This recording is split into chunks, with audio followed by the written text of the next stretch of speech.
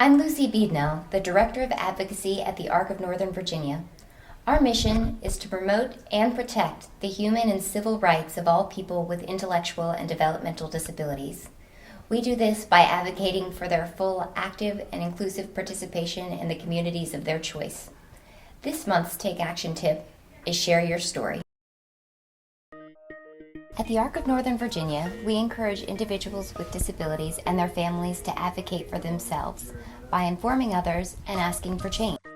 One of the most effective ways to advocate is by sharing your story. Today, we'll talk about the 5 tips for making sharing your story most effective. First, know your audience and address them correctly. If you're asking about a federal issue, such as Medicaid, make sure you're addressing your congressman. If you're talking about a state issue like waivers, make sure you're talking to your state elected official. Also, make sure the elected official you're contacting represents you.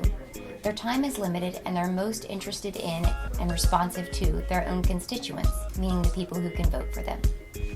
Second of all, when you share your story, make sure you keep it personal. Add a photo. Share some anecdotes about your life and what makes you unique.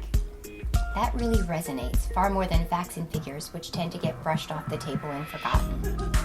Third, when you're sharing your story, give a clear example of what's working in your life and what isn't. You're laying the groundwork for asking for change. By sharing what's working, you give hope and insight into things that can be improved upon and elaborated, and by sharing what's not working, you are moving right into step 4, which is your ask.